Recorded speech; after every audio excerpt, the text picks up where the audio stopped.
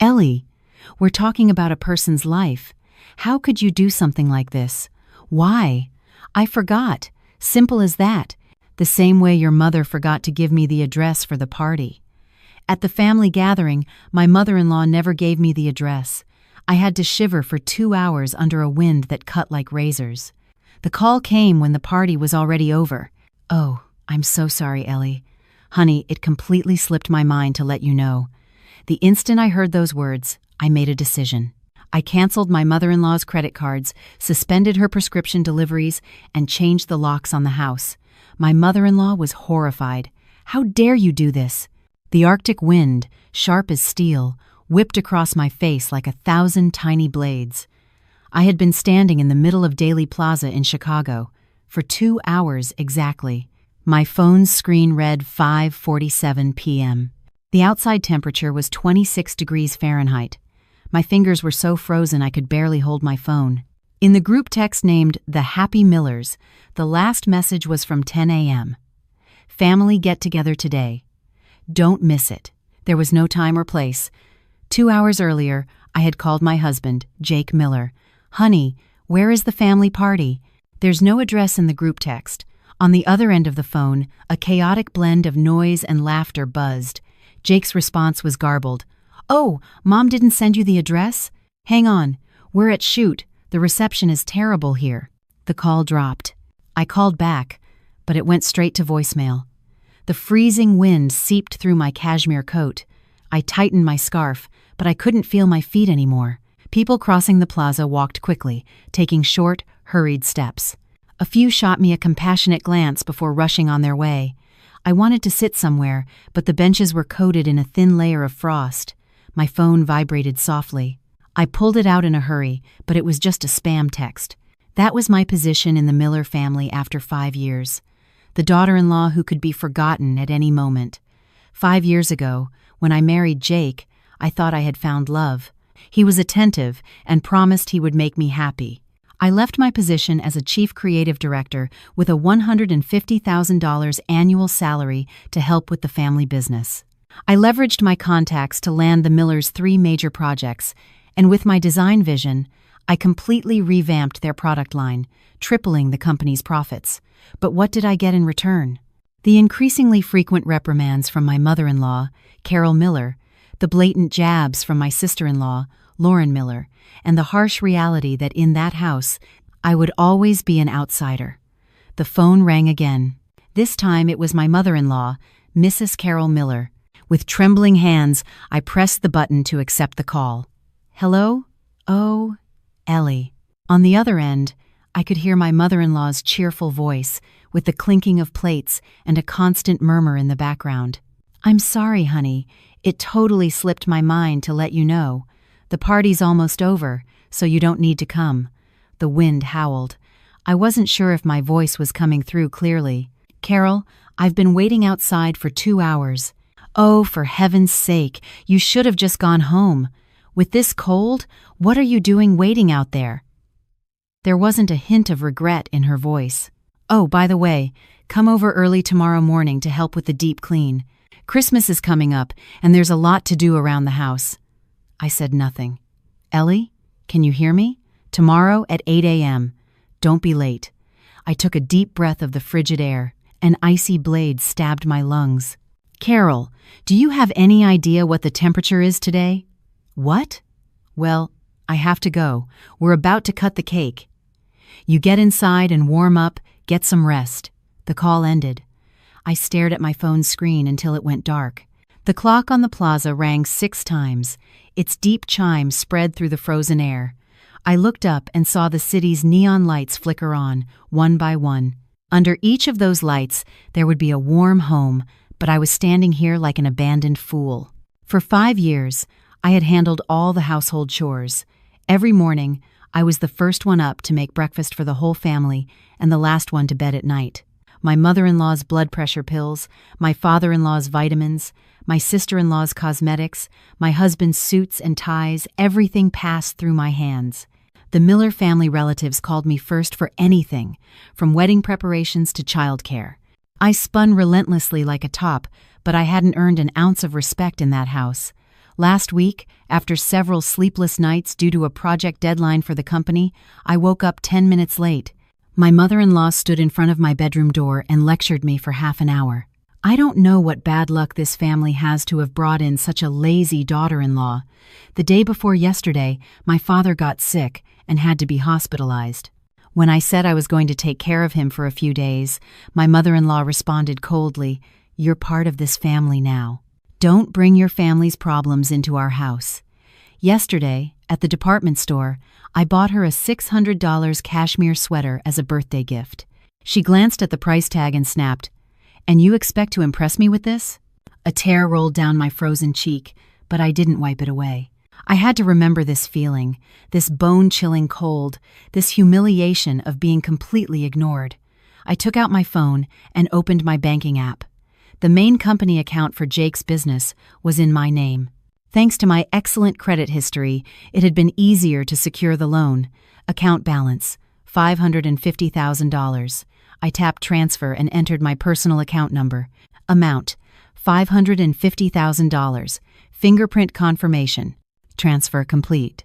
Next, I opened another app, the recurring delivery service for my mother-in-law's blood pressure pills. I canceled all orders and deleted the shipping information. Finally, I sent a text message to a locksmith. As we agreed, 8 p.m. tonight, please. Once everything was done, I hailed a cab. "Where to?" asked the driver. I gave him the address of the condo I lived in with Jake, the condo my parents had bought for me, paid in full, before I got married, and that was deeded solely in my name. Through the window, the city lights blurred past. Looking at this city where I had lived for 30 years, I suddenly realized I had lost myself. The taxi stopped in front of the building. I paid and got out. I looked up at our 12th floor unit and saw the light was on. Jake must be home. It made sense. The party was over. I got in the elevator and pressed the button for the 12th floor. My reflection in the elevator mirror was pale, but my eyes held a determination I didn't recognize in myself. 5 years of marriage. I had given everything. But in return, I only got 2 hours of waiting in a cutting wind and a casual. It slipped my mind to let you know. It was over. Asterisk, ding. Asterisk, the elevator doors opened, and I walked to the door of my home. I took out my keys but didn't open it right away. I took a deep breath. Inside was the life I was used to. The home I had painstakingly built for 5 years, and also the prison that had slowly made me lose myself. I turned the key and opened the door. On the living room couch, Jake was lying down, watching TV. When he heard the door open, he didn't even lift his head. "You're back. Mom said you didn't make it to the party. Did something happen?" I closed the door and left my purse on the entryway table. I was waiting outside for 2 hours. "Your mother didn't give me the address." Only then did Jake turn his head, frowning. "Well, you should have called me to ask. What are you doing waiting outside in this cold?" I looked at him. This man I had loved for 5 years suddenly seemed like a complete stranger. "I did call you, but you hung up on me." "Oh, right then. It was too loud. My finger must have slipped." He said it as if it were nothing. "By the way, Mom said to be there early tomorrow to help with the deep clean." Without answering, I headed for the bedroom. Ellie. Jake, sensing something was wrong, got up from the couch. "What's wrong with you? Are you mad just because she forgot to give you the address?" I stopped and turned to look at him.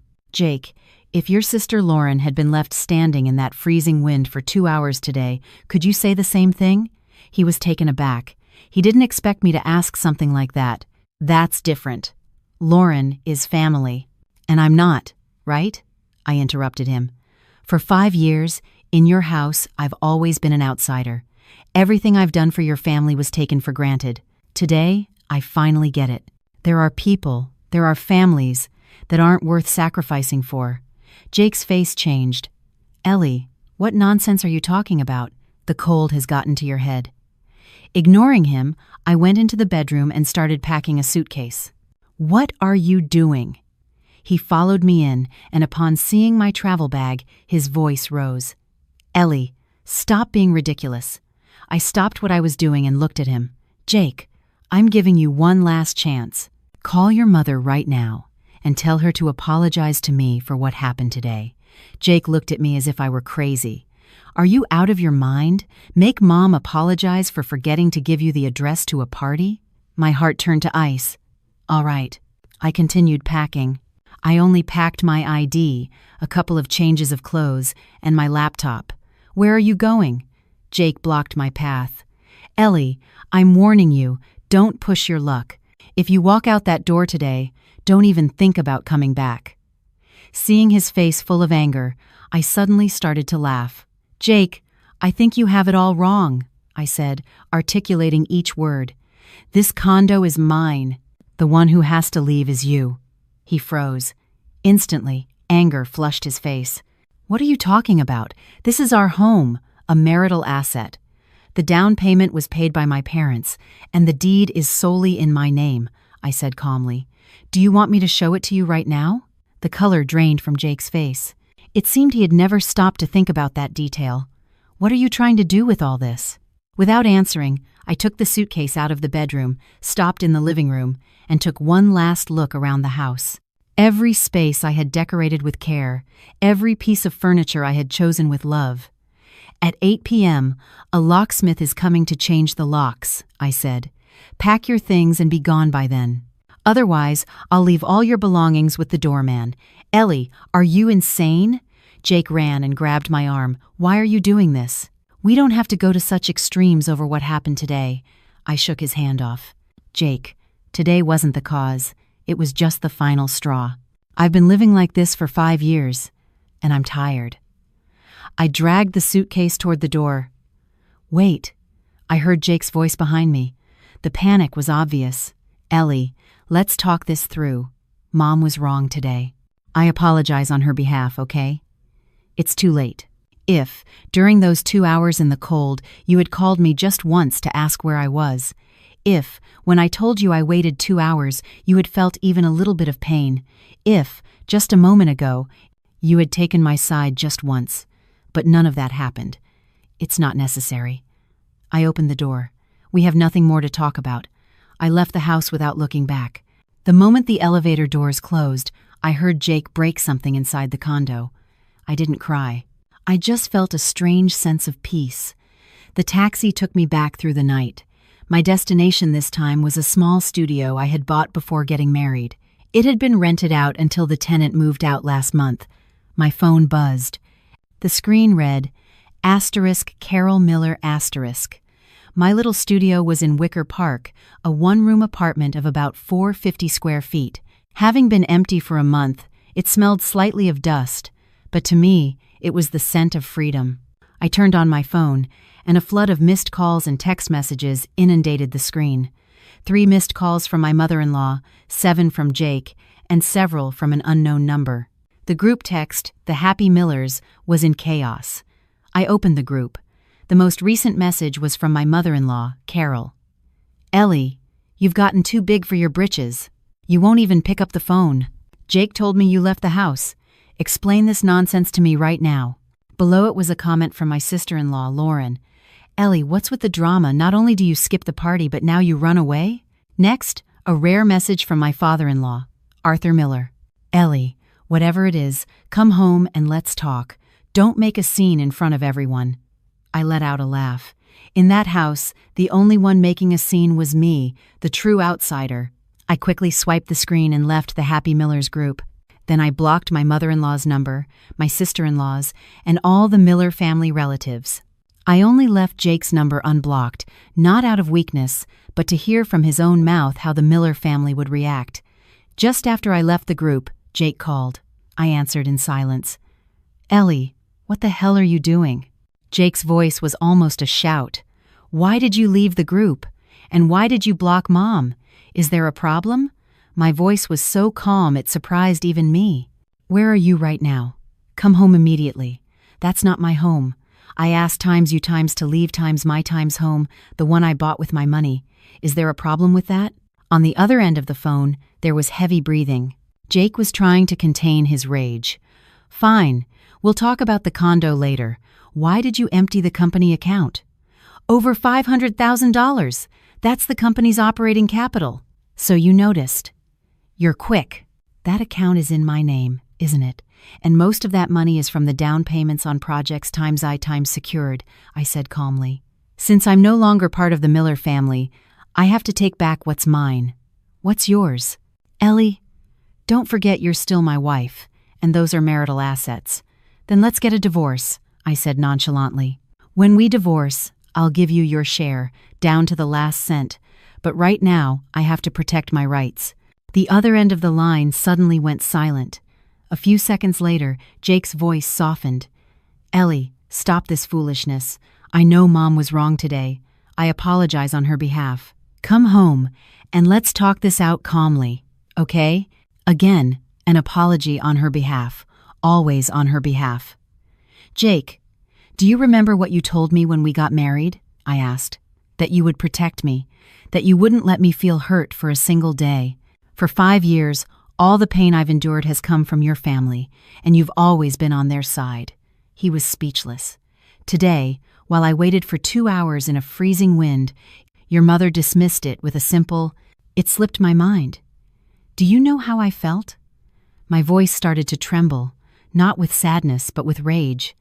I felt like an idiot, like a complete stranger. I understand you're angry about today, but Mom didn't do it on purpose. She's just forgetful. Forgetful? I cut him off. Then how come she didn't forget to give the address to your sister? How come she didn't forget to give it to your father? Why, by coincidence, did she only forget me? Jake fell silent. Ellie, just come home first. Let's talk face to face. No, I said. My lawyer will contact you tomorrow. Let's talk about the divorce. Be out of my condo by 8 p.m. If you're still there after 8, I'll call the police. Ellie, you're going too far. His voice rose again. Do you think things will go well for you if you get a divorce? What are you going to live on? You haven't worked in 5 years. I laughed. He finally said what he was thinking. In the eyes of the Miller family, I was a housewife living off Jake, a woman who couldn't survive without them. That's none of your business, I said. Oh, and by the way, tell your mother her blood pressure pills run out tomorrow. I've canceled the automatic delivery, so make sure you tell her to buy them herself. What? You? Jake's voice was filled with disbelief. Ellie, we're talking about a person's life. How could you do something like this? Why? I replied. I forgot. Simple as that. The same way your mother forgot to give me the address for the party. Without waiting for his response, I hung up and turned off my phone. The world fell silent. Looking at the city's nightscape from the window, I felt an unprecedented sense of liberation.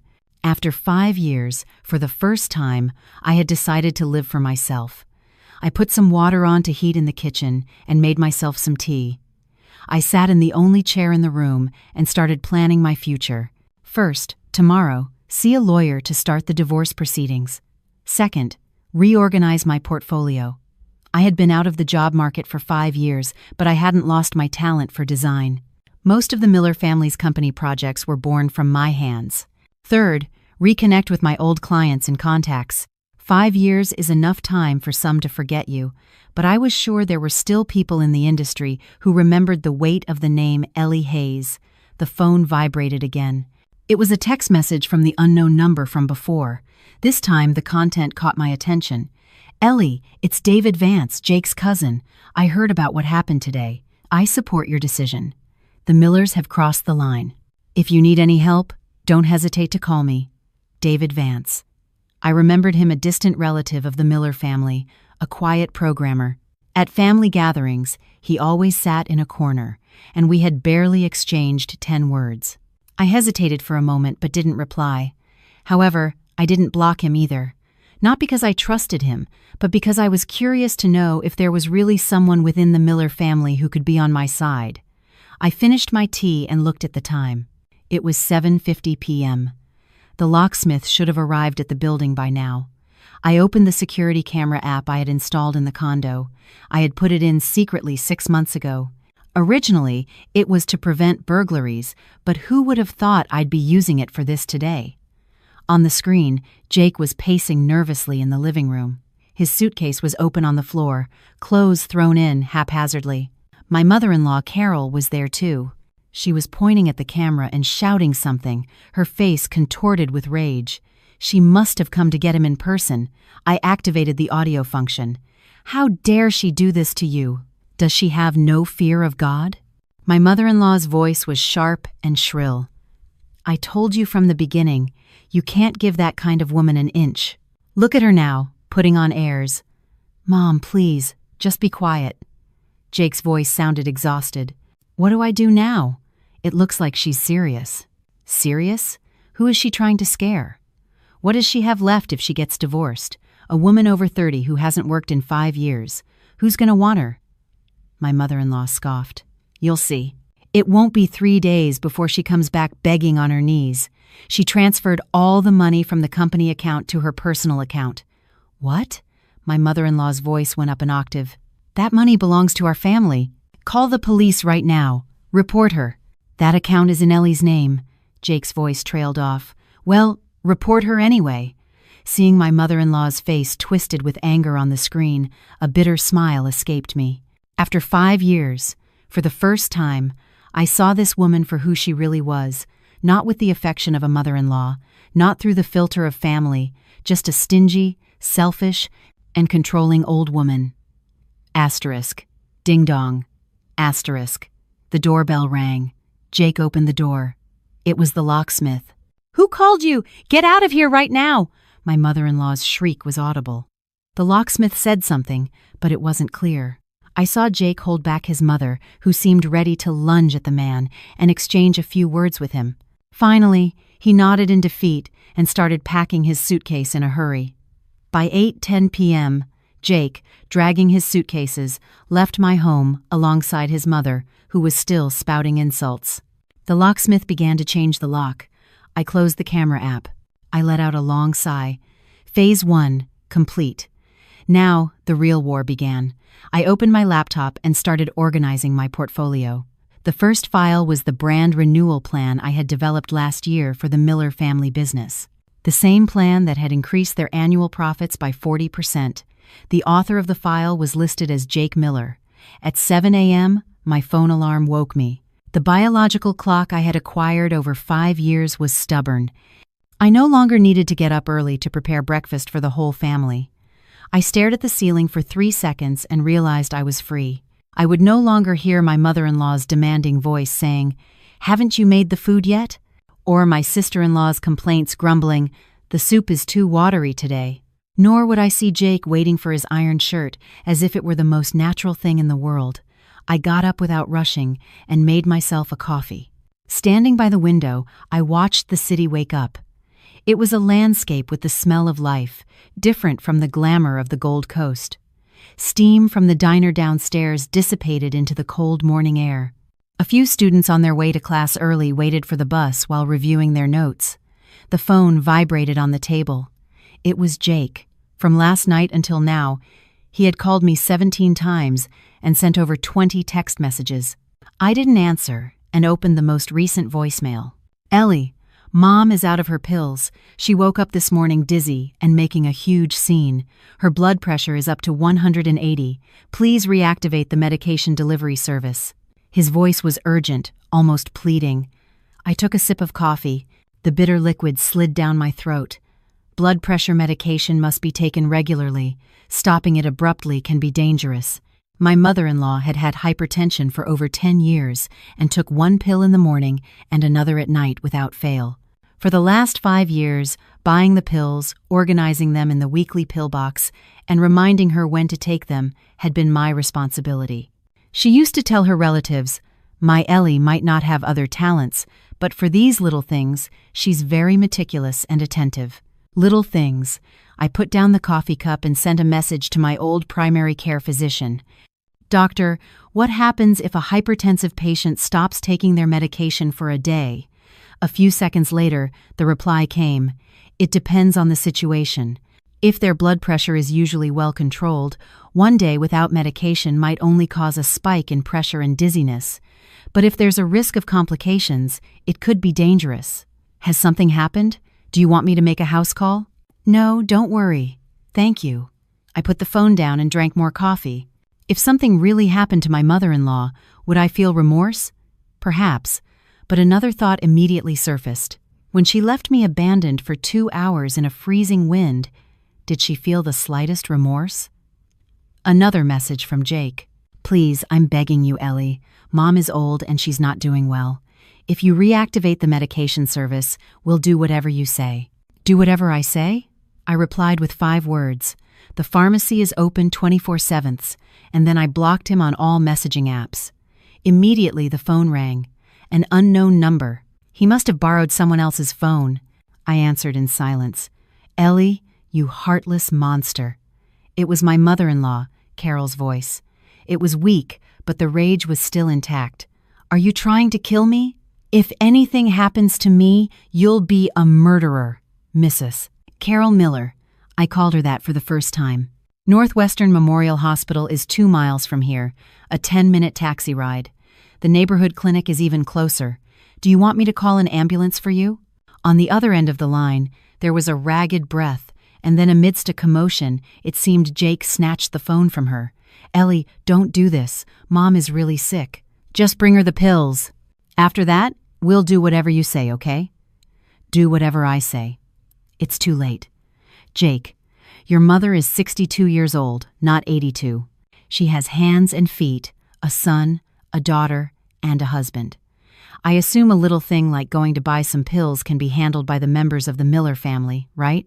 Do you really want to see someone die? I forgot. Simple as that, I said. The same way your mother forgot to give me the address for the party, I hung up the phone and blocked that number too. The phone went silent. I finished my coffee slowly and started planning my day. At 9 a.m., an appointment with my lawyer. At 2 p.m., a meeting with an old client. At night, I had to finish organizing my portfolio. At 9 a.m. sharp, I arrived at the lawyer's office. Attorney Shapiro was a college classmate, specializing in family law and divorce. Are you sure about your decision? Kate asked with a serious expression as she reviewed the documents. A divorce isn't easy, especially when there are assets involved, like in your case. Yes, I'm decided, I nodded. The sooner, the better. And is Jake agreeable? He will be soon. Kate raised an eyebrow. You're that confident? Instead of answering, I handed her a stack of papers. This is the certificate of my premarital assets, the down payment for the condo, the mortgage receipts. My parents and I paid for everything before the marriage, and after the marriage, Jake hasn't contributed a single cent to this house. But you lived together after getting married. Do you have proof? I opened my phone and showed her the bank statements. After we got married, all household expenses, including the mortgage, came out of my personal account. Jake's income went entirely to his personal expenses and his investments. The lawyer examined the statements carefully and then looked at me in astonishment. You paid the entire mortgage by yourself? Yes. He made all sorts of excuses. That he was investing in the business, that he had to entertain clients, I said calmly. And I believed him. The lawyer was silent for a moment, then sighed. Ellie, it's not the first time I've seen a case like yours, but I've never seen anyone so meticulously prepared. It's about survival, I said. If I don't look out for myself, who will? For the next 2 hours, we reviewed the inventory of assets in detail. Besides the condo, my personal savings, my investment products, and my contribution to the Miller family business. The issue of the company shares will be the most complicated, the lawyer said. You have to prove how much you contributed. Do you have evidence? I opened another folder. Here are all the emails, meeting minutes, design sketches, and revisions for all the projects I participated in as a consultant for the last 5 years. The biggest project the company landed last year, I managed it from start to finish, even though Jake's name was on the contract. The lawyer leafed through the thick documents, nodding continuously. This is very strong evidence. However, if we go to trial, it could take time.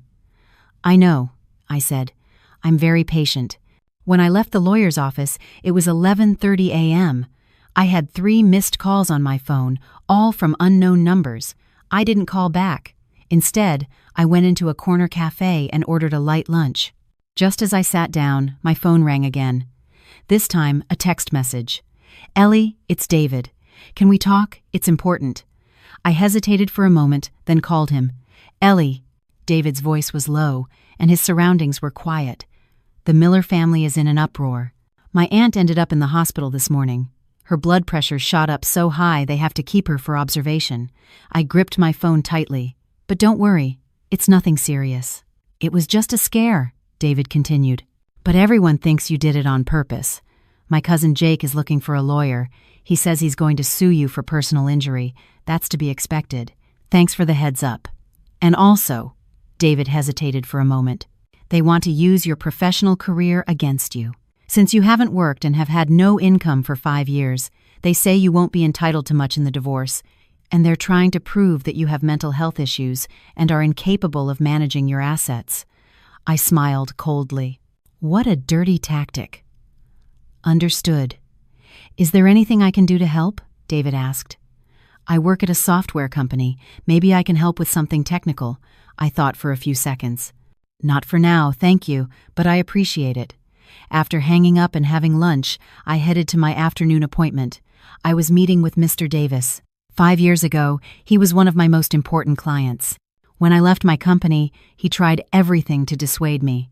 Miss Hayes, 5 years and you haven't changed a bit, Mr. Davis said, smiling when he saw me. No, you've improved. Now you're more professional. You're exaggerating, Mr. Davis, I smiled. Not at all. The branding plan you prepared for us back then is still a case study in our company, Mr. Davis said. I heard you've been working at the Miller family business these years. What a shame that small company was too small for your talent. Instead of answering, I handed him my portfolio, some of my work from the last 5 years and new ideas. Mr. Davis looked through the portfolio seriously, nodding his head. 30 minutes later, he closed the folder. Miss Hayes, coincidentally, we have a new project at the company, and we need a creative director. Are you interested? And the salary? Mr. Davis told me a figure. It was 1.5 times my salary from 5 years ago. I'll think about it. I didn't answer immediately. Mr. Davis seemed surprised. It's the best offer in the industry. I know, and I appreciate you valuing me, I said. But I have some personal matters to resolve, so I would need some flexibility in my schedule. The divorce? Mr. Davis asked shrewdly. I nodded. I understand, he said kindly. Let's do this. For now, you can join the project as a consultant, work with a flexible schedule, and when you sort out your affairs, we'll talk about a full-time position. How does that sound? Perfect. We shook hands, and as we said goodbye, Mr. Davis said suddenly, Miss Hayes, I don't know if I should say this, but the Miller family are not easy opponents, especially Mrs. Carol Miller. That woman has a very bad reputation. Be careful. Yes, I will be. Leaving the building, I checked the time. It was 3:20 p.m., 8 missed calls, all from unknown numbers, and 1 message. This time it was my father-in-law, Arthur Miller. Ellie, come home and let's talk. We're family. We can't let this go any further. A family. I deleted the message. On the way to my studio, I passed Northwestern Memorial Hospital. I saw Jake's car parked under the inpatient pavilion. I hesitated for a few seconds, then entered the building. I wasn't going to reconcile. I just wanted to see how nervous they were. The cardiology department was on the 3rd floor. I asked for the room number at the nurses' station, and without entering, I observed from a distance. The door to room 307 was open. My mother-in-law, Carol, was lying in bed, her face visibly pale. Jake was beside her peeling an apple, and my sister-in-law, Lauren, was playing on her phone. My father-in-law was not there. Mom, stop getting upset. If you get sick over this, you're the only one who loses. Jake offered her a piece of apple. And how am I supposed to not get upset? My mother-in-law's voice, despite her being a patient, sounded surprisingly strong. That ungrateful wretch. After the Miller family supported her for 5 years, she dares to do this to me. I'm going to kick her out with nothing but the clothes on her back. She won't get a single cent. Okay. The lawyer is handling everything. You just focus on getting better, Jake soothed her. Get better? I want to be discharged. I'm going to go to her house and give her a piece of my mind. Mom. Lauren also looked up. Lower your voice. We're in a hospital. So what? What's wrong with a mother-in-law scolding her daughter-in-law? My mother-in-law was getting more and more agitated. "Jake, listen to me carefully. Divorce her immediately. We can't have a woman like that in our house. When you divorce her, Mom will find you a better woman." Leaning against the wall at the corner of the hallway, I listened in silence. I had heard things like this countless times over 5 years, but always behind my back. This was the first time I was hearing it with my own ears. I laughed at the absurdity of it. In their minds, I really was a parasite who had lived off the Miller family for 5 years. When the nurse came out of the room, I turned around and left. When I reached the elevator, my phone vibrated. It was a notification from the bank. Jake had tried to withdraw money from the joint account but had failed. The day before, I had already transferred all the money from the account and frozen it. The elevator doors opened, and I stepped in. My expression in the mirror was terrifyingly calm. The phone rang again. This time it was Attorney Shapiro. "Ellie," Jake's lawyer called me. The lawyer's voice was a bit grim. "He's proposing a mutual consent divorce, but the conditions are laughable. First, the condo goes to Jake. They claim you paid the mortgage together after getting married, but they don't acknowledge what you paid. Second, the company assets have nothing to do with you. Third, you give him half of your personal savings. Fourth, you pay for his mother's medical expenses and compensation for emotional distress." I laughed. How shameless. "And what's your opinion, counsel?" "Obviously, it's ridiculous," the lawyer said. "I think the best thing is to go straight to trial. With the evidence you've prepared, you have a very high chance of winning, although it will take time." "I don't mind," I said, as I watched the elevator numbers descend. "I don't care what people say. What's important is getting back what's mine. And that condo, especially that condo," I said, articulating each word, "is the home my parents bought for me with their hard-earned money. I will not give up a single cent." As I walked out the main entrance of the hospital, small snowflakes began to fall from the sky. I held out my hand and caught one. I watched it melt in my palm. 5 years ago, on a snowy day like this, Jake proposed to me. He told me he would give me a warm home and that he wouldn't let me feel hurt for a single day. The snow was the same, but the people had changed. The phone vibrated again. This time it was a message from Jake, from a new number. "Ellie, we need to meet alone to talk this through. This time, I promise I'll be on your side." I stared at the message for a long time, then replied, "I choose the time and place. Wait for my call." I put my phone away and walked into the falling snow. I chose a coffee shop in the Harold Washington Library Center as our meeting place, a public, quiet location with security cameras. Most importantly, it was where we had our first date. Back then, Jake was a young man who blushed easily and had scoured every bookstore in the city to find me a first edition, out-of-print copy of my favorite book. He arrived 10 minutes early and took the table by the window where we always used to sit.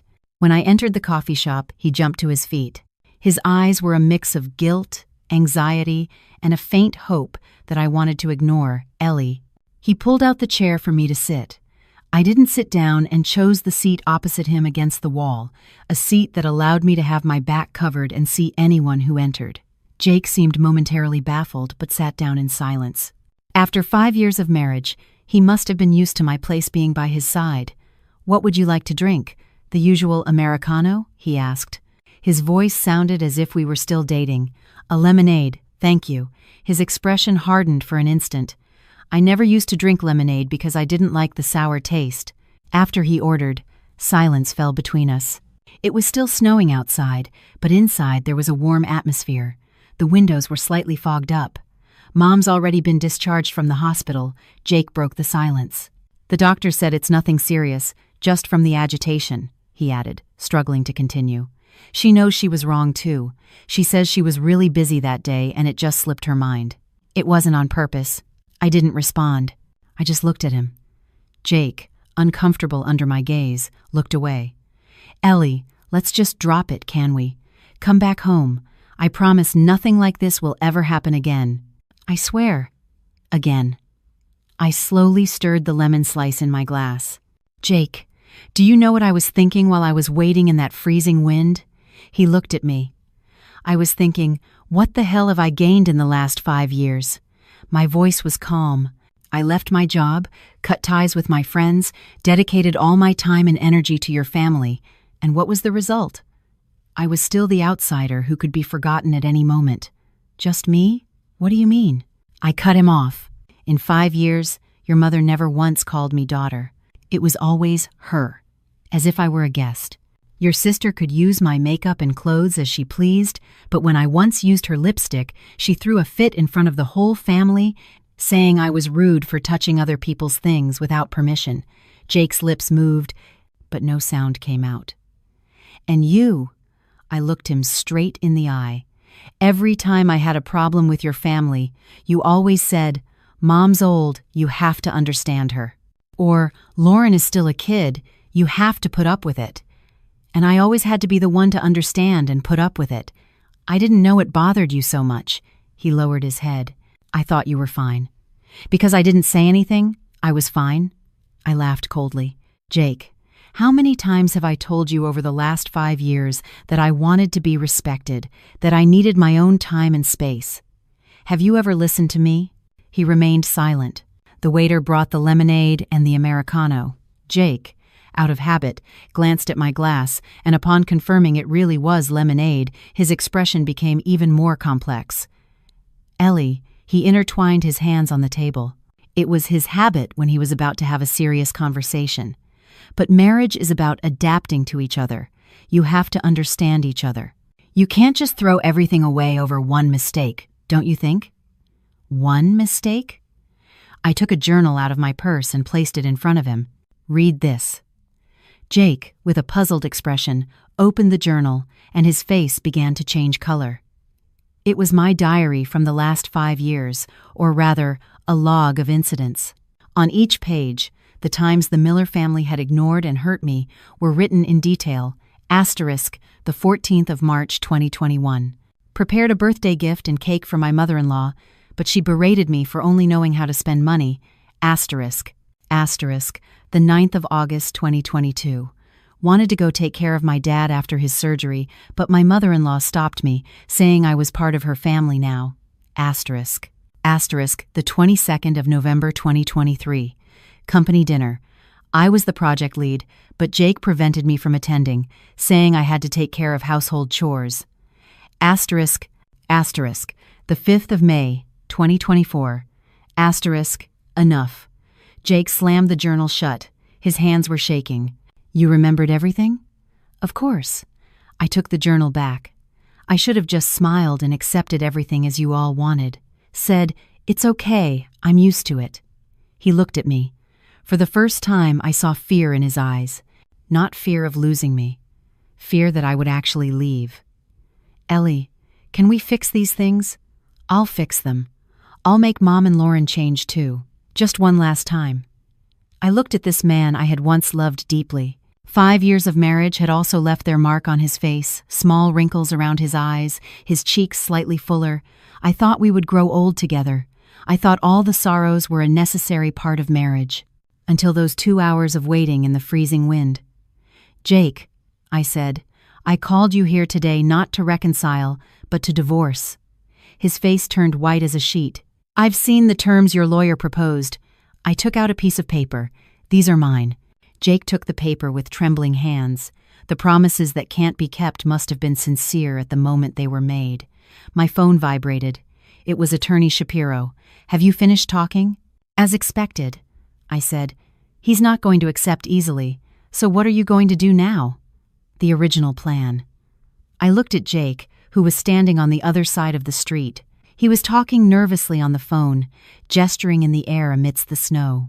Initiate the trial proceedings and send all the evidence I've gathered to his lawyer. All of it? The lawyer was surprised. Isn't that too soon? No, I said. I have to show him I'm not bluffing. As I hung up and prepared to leave, Jake suddenly ran towards me. Ellie! He stood in my way. His eyes were bloodshot. Do you really have to take it this far? This far? I retorted. Compared to you trying to kick me out with nothing, who's gone too far? That was the lawyer's strategy.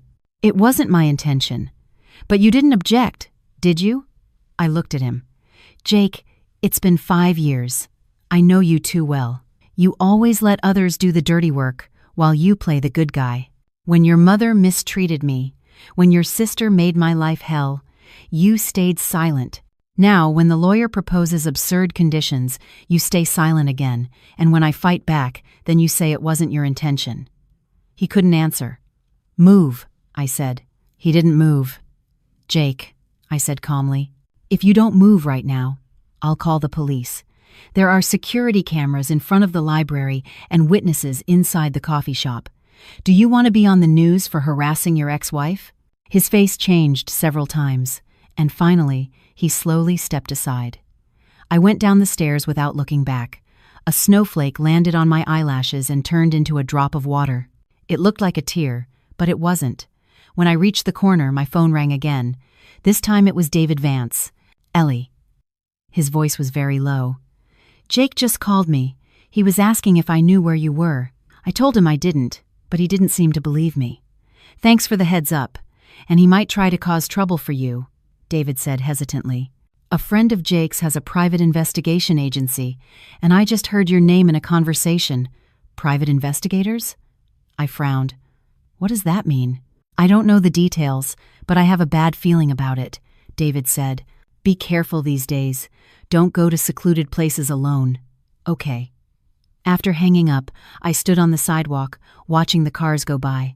Private investigators, threats. "Jake, you're becoming more and more childish."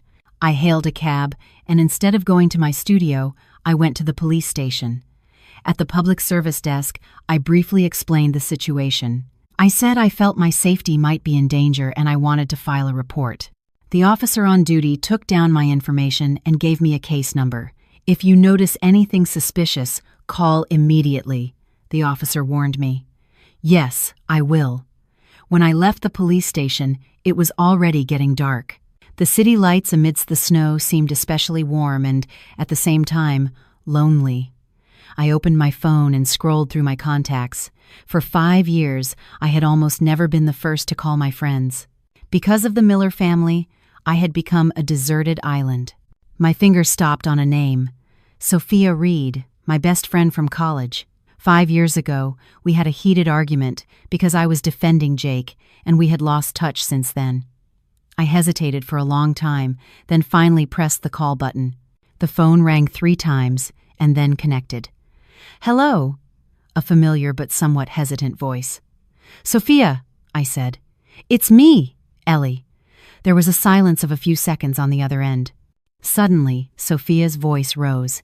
"Ellie, you're still alive? 5 years without a single call? I thought you were dead." I laughed, but the tears started to fall. "I'm sorry. Is 'I'm sorry' supposed to fix everything?" Sophia's voice was also choked with emotion. "Where are you now? What happened? Why do you sound like that? I think I'm getting a divorce." "What?" Sophia shouted. "Where are you? I'm coming to get you." "No, don't worry." "No way," Sophia interrupted me. "Send me the address." 30 minutes later, Sophia burst into my small studio. I hadn't seen her in 5 years. She had cut her hair and seemed more confident, but the look in her eyes as she watched me was still the same as back then, the look of someone who was always on my side. "Tell me everything. What happened?" She took off her coat and handed me the takeout she had brought. "First, eat. We'll talk while you eat." That night, I told her everything. The 5 years of sorrow, the wait in the freezing wind, the decision to divorce. Sophia's expression grew harder and harder.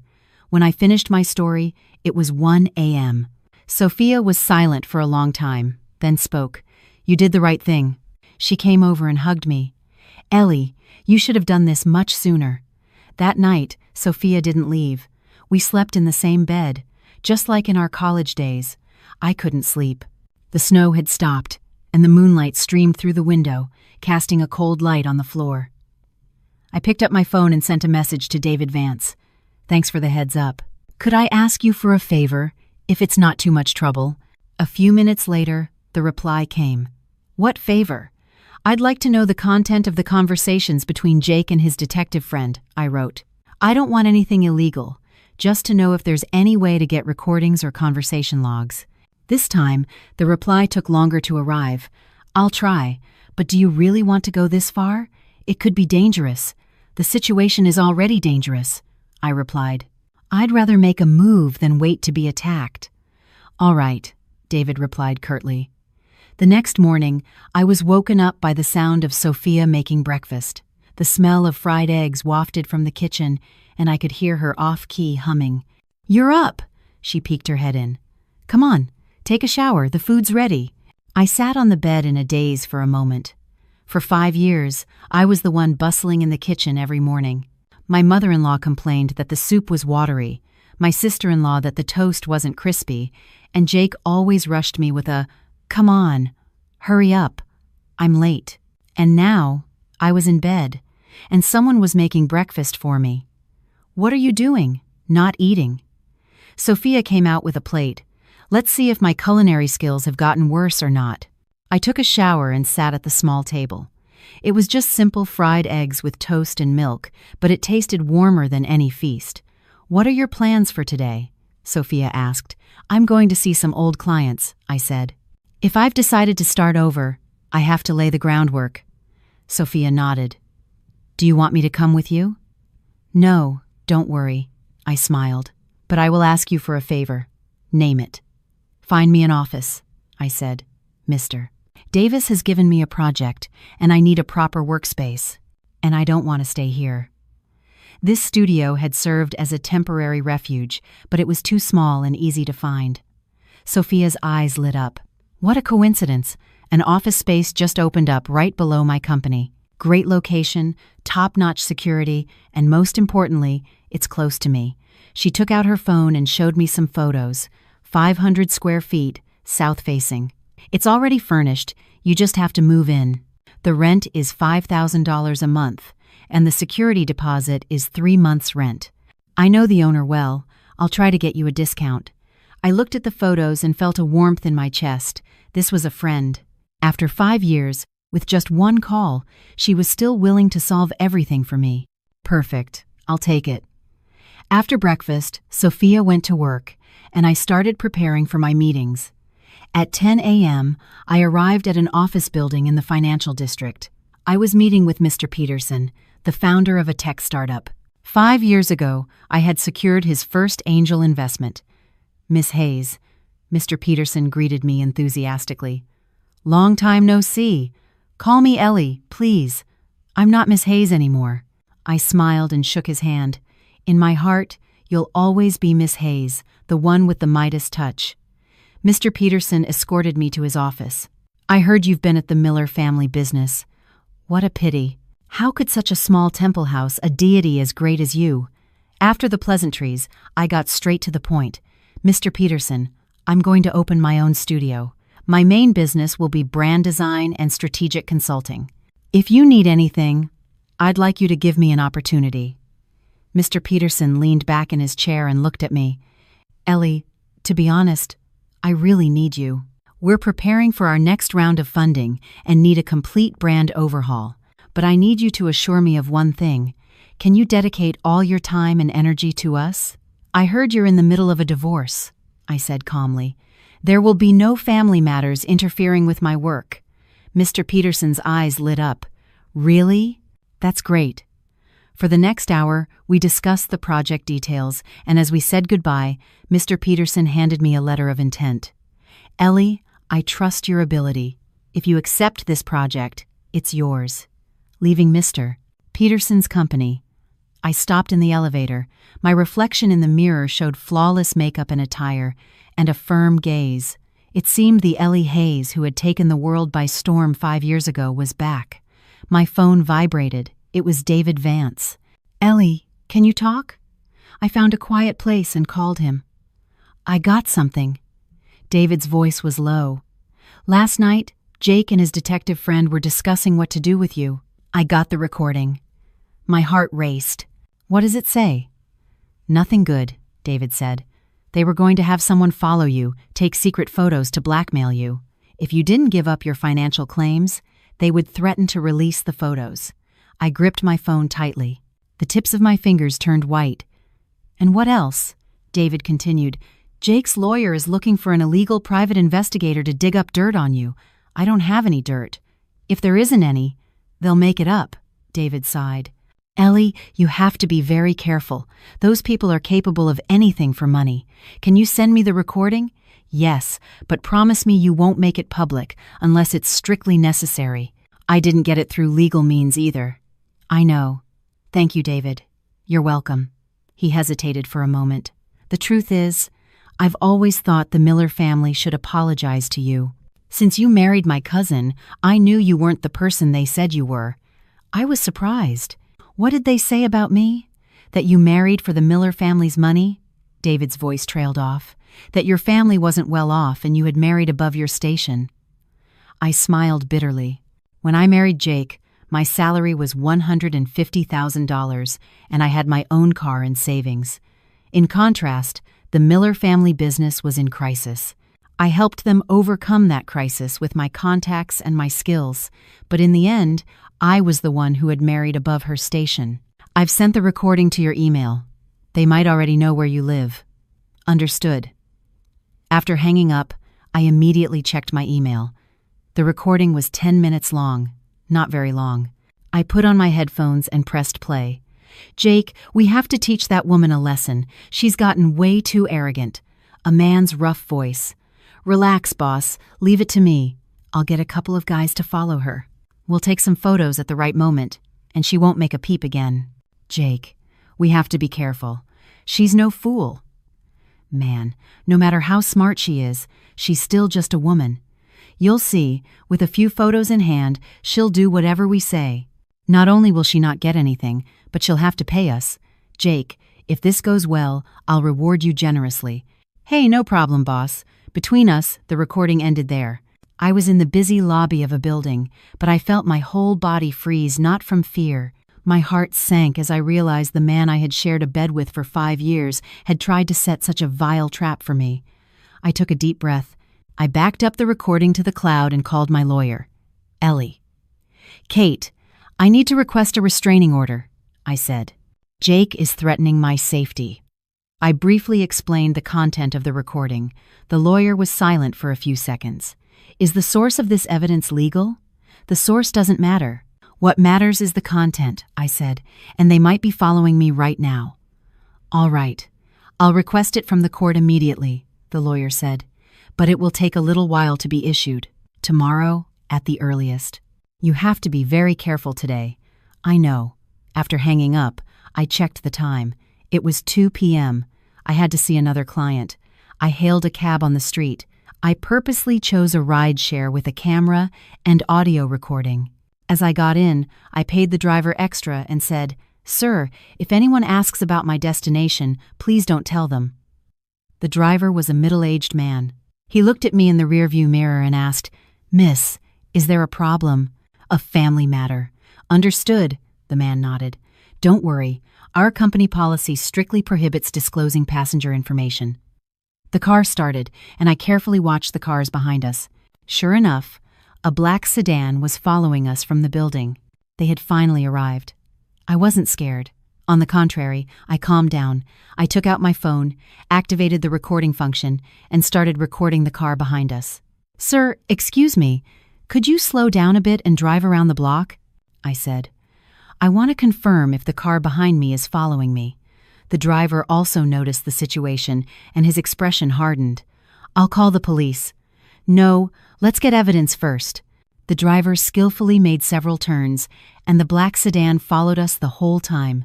I clearly recorded the car's license plate and the profile of the driver wearing sunglasses. 20 minutes later, the car stopped in front of my second client's company. I didn't get out immediately and said to the driver, "Sir, excuse me, could you wait here for 5 minutes? I just have to sign a document and I'll be right back. I'll pay you double." "All right, be careful." I entered the building, and instead of going up, I went down the emergency staircase to the underground parking garage and exited through another door. 5 minutes later, I reappeared on the street and hailed another taxi. "Sir, to the police station, please." At the police station, I presented the recording and the video from the car's camera and formally filed a report. The officer who attended to me was Inspector Torres, a veteran in his 40s. He listened to my statement, checked the evidence, and looked at me with a serious expression. "Miss Hayes, the evidence you've presented is very significant. Inspector Torres said. "We will begin the investigation immediately, but during the investigation, you must be very careful about your safety. I've requested a restraining order. That's not enough." Inspector Torres thought for a moment and said, "Let's do this. I'll contact your local precinct to increase patrols around your residence. You also take extreme precautions and, as much as possible, don't walk alone. Thank you." When I left the police station, the sun was setting. I didn't go straight to my studio, but went to a department store to buy some clothes and necessities. Then I headed to Sophia's place. What happened? Sophia opened the door, and seeing the bags I was carrying, her face changed. "I'm going to need your hospitality for a few days." I briefly explained what had happened today. After hearing me out, Sophia's face turned white with rage. "Jake, that bastard. I'm not going to stand by and do nothing." I stopped her. "I've already reported it to the police. The law will take care of it." "The law?" Sophia scoffed. "The law is too slow. With people like that, you have to give them a taste of their own medicine for them to learn." "Sophia," I looked her in the eyes. "Listen to me, please. I have a plan." Sophia looked at me for a long time and finally sighed. "All right, I'll listen to you, but promise me you'll tell me everything. No more keeping secrets. I promise." That night, I slept in the guest room at Sophia's house. I got into bed but couldn't sleep. My phone lit up. It was a message from David Vance. "They've realized the recording is missing. They're investigating who took it. Be careful," I replied. "Thanks. You be careful too, David." A few minutes later, another message from David. "I don't know if I should say this, but I think Jake is having an affair." I froze when I read the message. "How do you know?" "I saw a conversation with this woman on his phone, very affectionate. It looks like they've been together for about 6 months. 6 months. While I was working like a dog for the Miller family, while I was making him breakfast every morning and waiting up for him late at night, while I was bending over backward for his parents, he was already whispering words of love to another woman." I laughed at the absurdity of it. 5 years of dedication had not only been repaid with contempt but also with betrayal.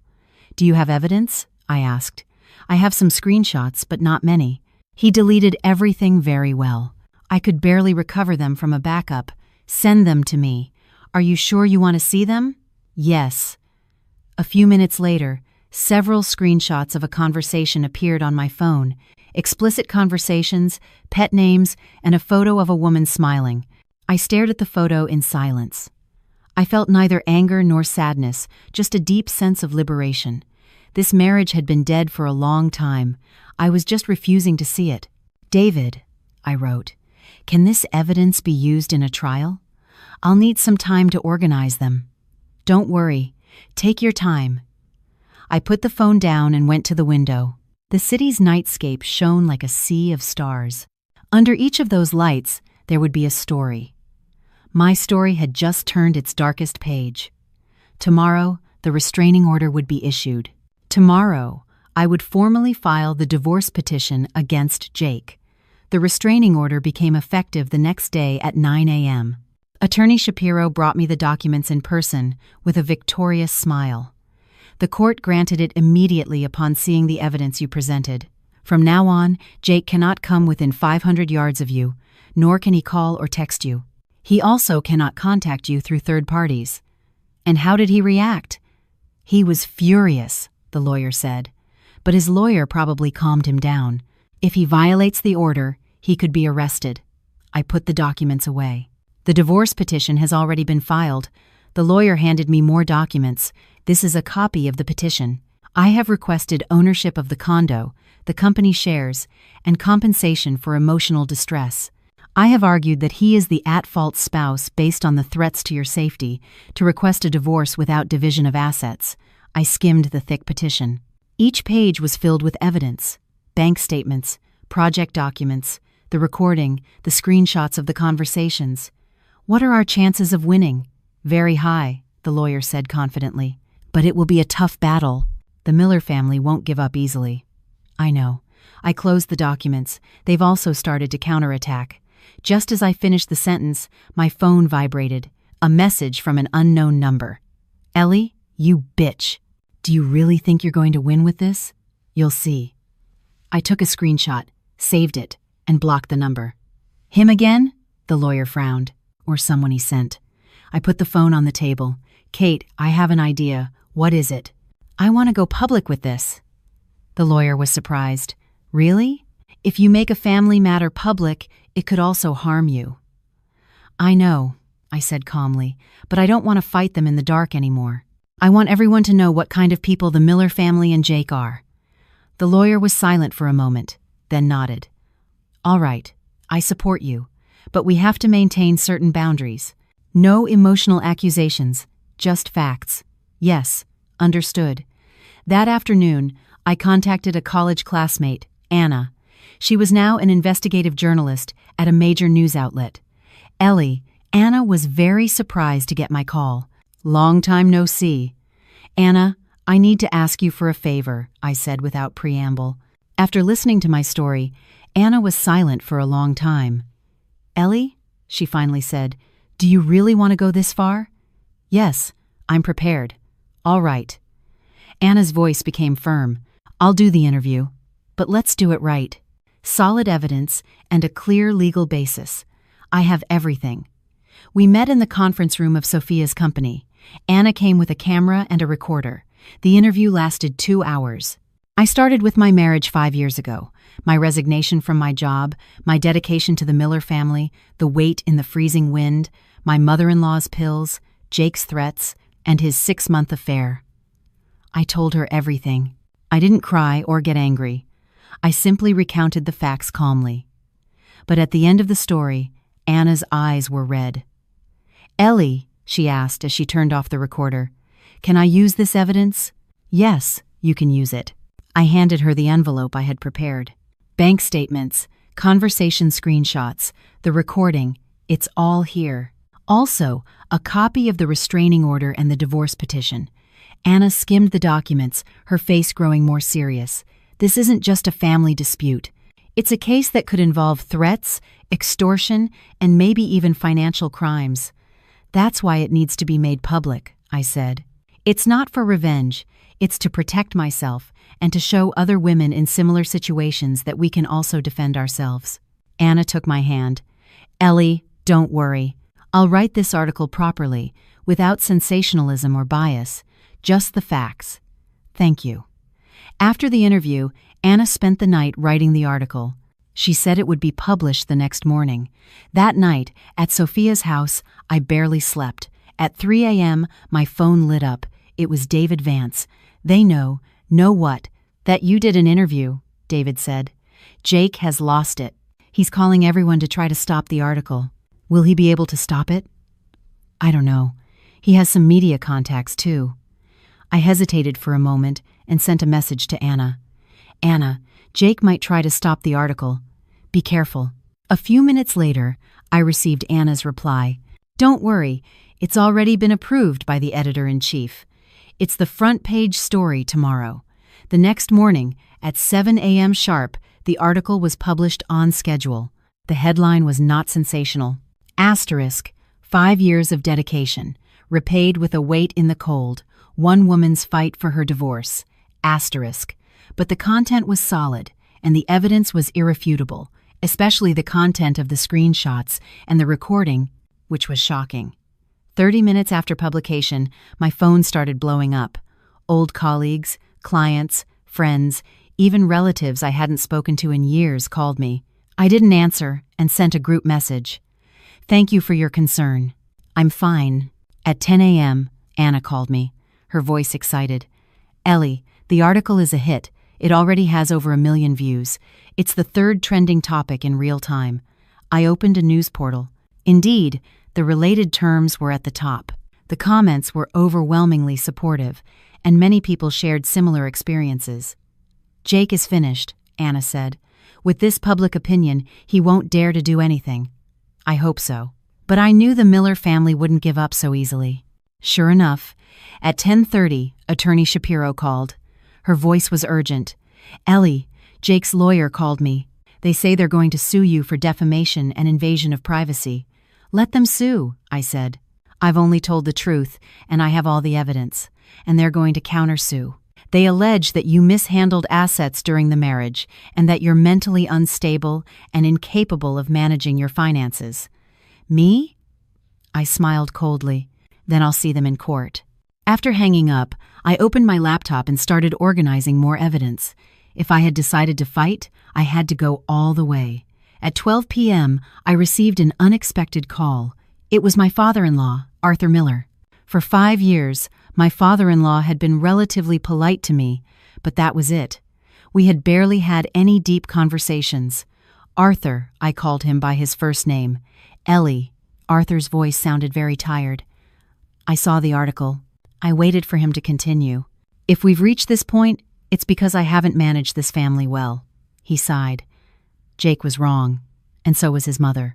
I apologize on their behalf. I accept your apology, I said, but this can't be solved with an apology. I know. Arthur was silent for a moment. Ellie, can we meet alone to talk this through? I hesitated.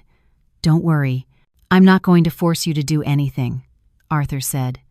I just think the Miller family owes you a formal apology. I finally agreed. We met in a private room at a quiet tea house. Arthur looked much more gaunt than the last time I saw him, with dark circles under his eyes. Sit down. The tea here is very good. He poured me a cup. I sat down but didn't touch the cup of tea. Ellie. Arthur looked at me. These last 5 years, you've suffered a lot. You knew, didn't you? A little, but I didn't pay it much mind. He smiled bitterly. I thought conflicts between a mother-in-law and a daughter-in-law were normal and that they would eventually resolve themselves. I failed to see it from your perspective. I said nothing. Is everything in the article true? He asked. Did Jake really threaten you and have an affair? The evidence is in the article, I said. If you don't believe me, I can show you the originals. Arthur gestured with a pained hand. It's not that I don't believe you. It's just, I never imagined my son had changed so much. He took a sip of tea. His hands were shaking. His mother and I have been married for 35 years. She's always had a bad temper, but I've always given in. Jake grew up watching how his mother treated me, so maybe he thought that was the normal way for a marriage to be. That's no excuse. I know. Arthur put down his cup. Ellie, I didn't come here today to defend anyone, only to tell you that the Miller family is in your debt. What do you want in return? I'll do whatever is in my power to help you. I was surprised. Do you support my getting a divorce? I support it, Arthur said firmly. Continuing this marriage will only destroy you. The divorce will be the best thing for you and for Jake.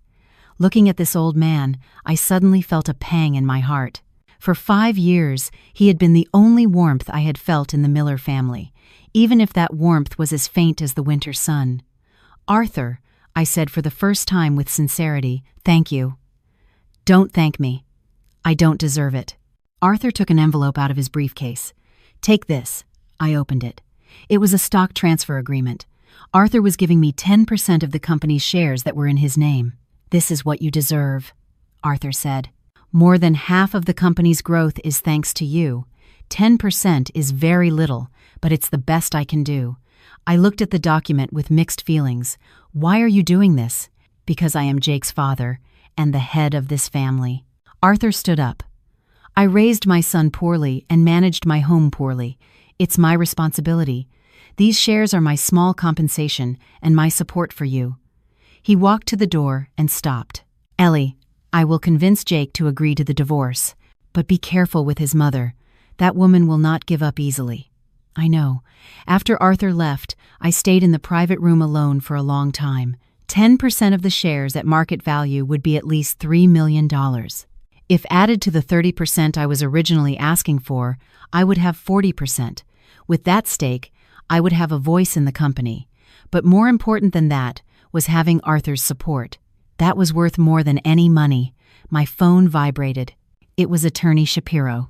Ellie, Jake's lawyer has withdrawn the lawsuit. Which one? Yes, the defamation and the countersuit. All withdrawn. The lawyer's voice sounded excited. And they've proposed a new agreement. What are they proposing? The condo for you, 20% of the company's shares, and $2 million in cash, the lawyer said, in exchange for you retracting the article and not doing any more interviews. I laughed. Arthur had made his move. Tell them, I said, that I will not retract the article and I will continue to do interviews, but I am willing to negotiate the terms. The condo for me, 30% of the shares, and $3 million in cash. That's my bottom line. Do you think they'll accept? They will, I said confidently, because it's not Jake's will, but his father's. Sure enough, an hour later, the lawyer called me back. Her voice was trembling with disbelief. They accepted, Ellie. They accepted. I wasn't very surprised. When do we sign? Tomorrow morning at my office. All right. After hanging up, I left the tea house. The sun was warm. I took out my phone and sent a message to Anna. Anna, thank you, but there's no need to retract the article, and I will continue with follow-up interviews. I want to show everyone that women have the right to say no in a marriage. Anna replied immediately. Ellie, I'm proud of you. I put my phone away and walked down the busy street. After 5 years, for the first time, I felt so light. Tomorrow, when I signed the agreement, my marriage to Jake would officially end. Tomorrow, I would get back everything that was mine. The conference room at the lawyer's office was filled with a suffocating silence. On one side of the long table were Attorney Shapiro and I, on the other, Jake, his lawyer, and my mother-in-law, Carol. Arthur had not come. According to the lawyer, he had called last night saying he wasn't feeling well and was delegating everything to his lawyer. I knew it was because he didn't want to witness his son's failure. Let's begin, said Attorney Shapiro, sliding a copy of the agreement across the table. Jake's lawyer was a middle-aged, thin man named Mr. Perez.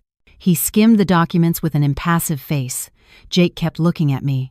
His eyes were a mix of anger, resentment, and a faint plea. My mother-in-law, Carol, from the beginning, kept muttering insults under her breath. Ungrateful. Viper, Mrs. Carol Miller, the lawyer interrupted calmly. If you do not remain silent, I will have to ask you to leave the room. My mother-in-law's eyes widened, and she tried to say something, but Jake squeezed her hand. Mom, please. My mother-in-law reluctantly fell silent, but the look she gave me was like a knife. Mr. Perez quickly reviewed the agreement, occasionally marking something with a pen. 10 minutes later, he looked up. Miss Hayes, regarding the ownership of the condo, we need to see the original sales contract and the mortgage receipts. Here they are. My lawyer handed him a folder. Mr. Perez meticulously reviewed them, and Jake also leaned over to look. Upon confirming that the down payment and the mortgage payments for the last 5 years had come from my personal account, his face hardened even more. This part is in order, Mr. Perez said, closing the folder. But 30% of the company's shares is excessive. The Miller family business is a family-owned business, and although Miss Hayes participated in its management after getting married, it was only as Mr. Perez, I interrupted him. I have a performance report that proves how much I contributed to the company over the last 5 years. Would you like me to show it to you, or would you prefer I also pass it on to the press? Mr. Perez's expression hardened for a moment. Jake looked up sharply. Ellie, do you really have to take it this far? This far? I looked at him. Compared to you hiring a detective to follow me and take photos to blackmail me, who's gone too far? My mother-in-law gasped and turned to her son. Jake, did you really, Mom? Jake's face turned beet red. An awkward silence filled the room. Mr. Perez cleared his throat. All right, we also accept the issue of the shares, but $3 million in cash is too much. The company's financial situation is not good at the moment. Then give it to me in shares. I didn't yield an inch. Let's go up to 35% of the shares and lower the cash to $1 million. Mr. Perez looked at Jake. He gritted his teeth and finally nodded. And finally, one more thing, said Attorney Shapiro. We demand a public apology from Mrs. Carol Miller for the defamatory statements made in the media against Miss Hayes. What? My mother-in-law jumped to her feet. Me? Apologize to times her asterisk? Not in a million years. Mom. Jake's voice was almost a plea. Please, just this once. Please. No. My mother-in-law's shout echoed in the room. I've raised you for over 30 years, and now for that woman, you ask me to apologize? Jake, have you no shame? The color drained from Jake's face. He clenched his fists. Seeing the scene, I felt more sadness than satisfaction. This was the Miller family, a family dominated for decades by the matriarch's authoritarianism. The father was silent, the son obeyed, and the daughter did as she pleased. And I, as the outsider who once tried to change this family, ended up being the victim of their conflicts. "Mom," Jake's voice suddenly calmed, "if you don't apologize, I'm leaving home. From now on, I won't care about your affairs anymore." My mother-in-law froze. She looked at her son in disbelief. "What did you say?" "You heard me," Jake said, articulating each word. "Either you apologize, or I leave. Choose." A deathly silence fell over the room. The color of my mother-in-law's face changed several times, and finally, she slumped into her chair like a deflated balloon. "All right, I'll apologize." Her voice sounded as if she were grinding her teeth. "But only with a statement in the newspaper. I won't do it in person." "No problem," said Attorney Shapiro. "We will draft the apology. You will only have to sign it." For the next hour, the lawyers from both sides reviewed the agreement point by point, and I signed on the corresponding line, *Ellie Hayes*, a name that sounded strong. From today, this name belonged only to me. After signing, Mr. Perez collected the documents. Copies will be delivered to each party within a week, and the final divorce decree will take about a month, but the division of assets is effective as of today. As I was about to get up, Jake called my name. "Ellie." I turned around. He stood up and approached me. His lips moved several times, and finally, he uttered one word: "Sorry." After 5 years, for the first time, I heard a sincere apology from him, but it was too late. "Take care," I said, and turned away. As I left the lawyer's office, the sun was blinding. I put on my sunglasses, and as I was about to hail a cab, my phone rang. It was David Vance. "Ellie, have you signed the agreement?" "How do you know?" From Jake's social media profile, David said, "Post. It's all over." And the background photo is the law office building. I raised an eyebrow and opened my social media. Sure enough, Jake's profile picture had changed. There was no text, just a solitary period. Below it, there were already many comments, mostly from relatives and friends of the Miller family. Some were encouraging him, others were criticizing me, others were surprised. I didn't click on any of them and scrolled past. "Ellie," David's voice was hesitant. "I don't know if I should say this, but Jake's mistress is pregnant." I froze. "About 3 months along," David continued. "She went for a checkup at the hospital yesterday, and it seems Jake was with her. A friend of mine who works at that hospital saw them by chance. 3 months. When I was running around for my mother-in-law's pills, when he was planning to blackmail me with a detective, when in the library coffee shop he was asking me for one last chance.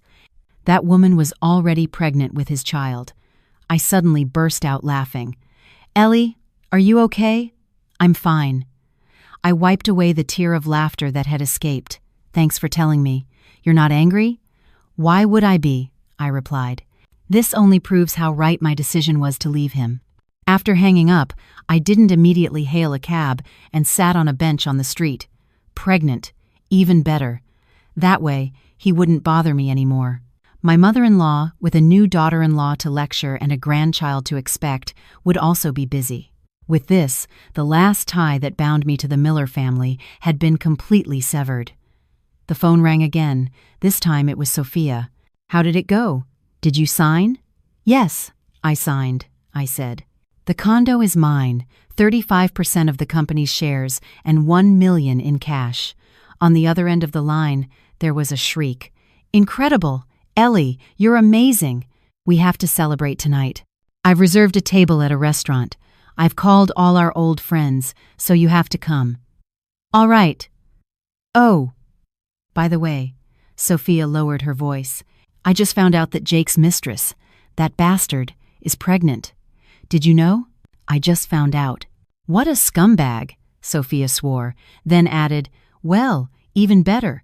That way, he won't dare to bother you anymore." "My thoughts exactly. See you later. Dress up." After hanging up, I finally hailed a cab. My destination was neither Sophia's house nor my small studio.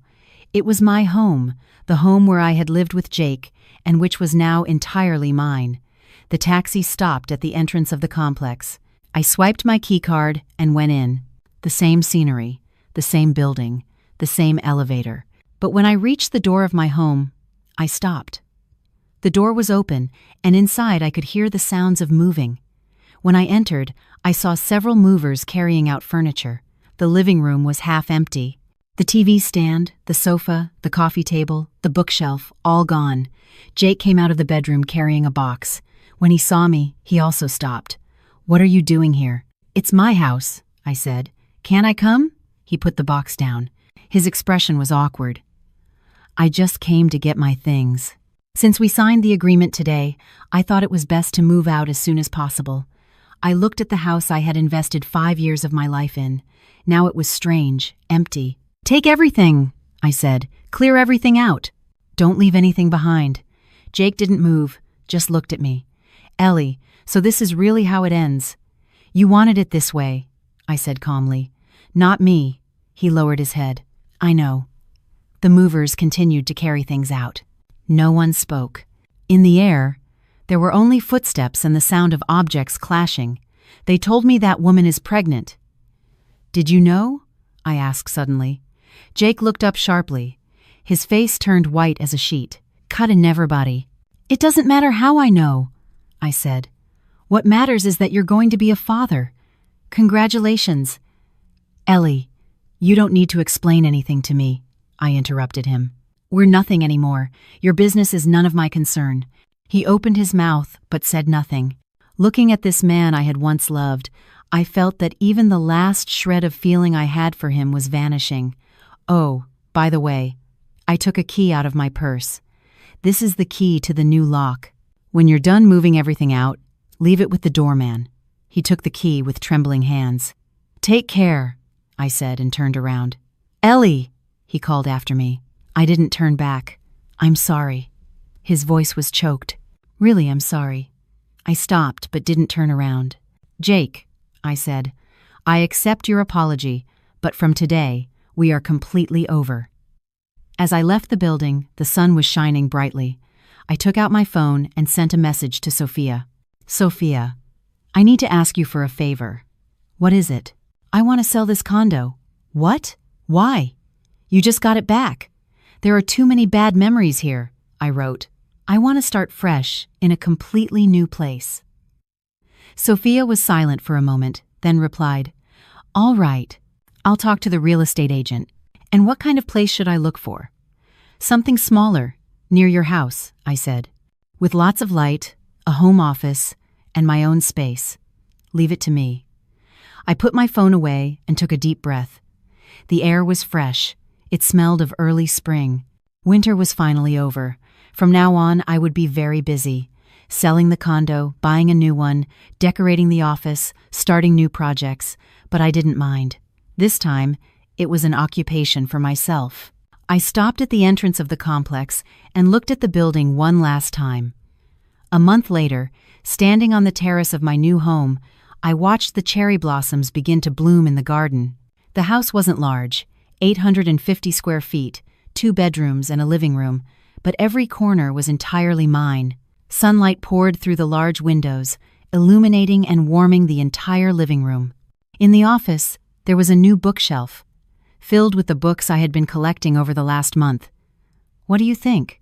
Do you like it?" Sophia came out of the kitchen with 2 cups of coffee. "I love it." I took the coffee and set it from the heart.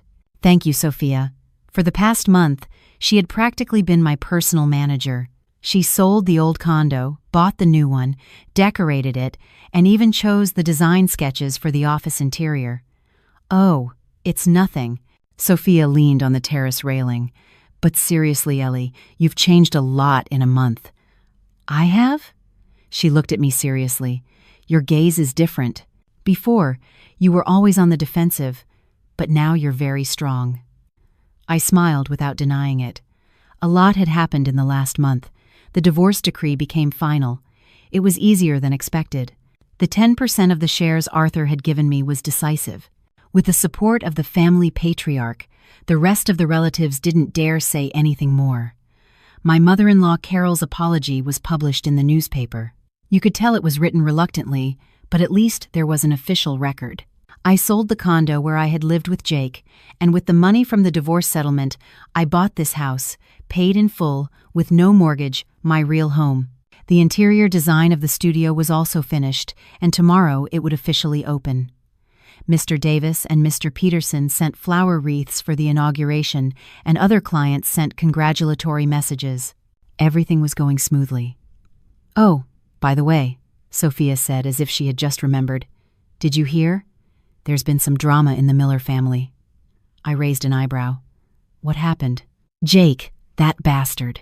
The mistress he was with, she was pregnant, right? Well, a few days ago, she had a miscarriage." Sophia lowered her voice. "They say it was because of the stress, because Mrs. Miller was on her case every day." I was stunned for a moment. "I didn't expect something like that. Now the Miller family is a mess," Sophia continued. "Jake blames his mother, Mrs. Miller says it's because the other woman was bad luck, and the other one wants to break up. A total disaster." I drank my coffee in silence. "Don't tell me you feel sorry for them," Sophia looked at me. "No," I said, "but I'm not happy about it either. Their business has nothing to do with me anymore." Sophia nodded. "I'm glad you think that way. By the way, your studio opens tomorrow. Are you really not having an opening party?" "No, I prefer to start quietly." My phone rang. It was Attorney Shapiro. "Ellie, I have to tell you something." Her voice was a bit grim. "Yes, go ahead. Jake wants to see you." I frowned. "Why?" "He says he wants to apologize to you in person and that he has something important to tell you." I was silent for a few seconds. "I don't think it's necessary for us to meet." "That's what I told him," the lawyer said. "But he's very insistent. He says if you don't agree, he'll wait until you do." "Then let him wait." "Ellie," the lawyer hesitated for a moment, "I think it would be good for you to meet.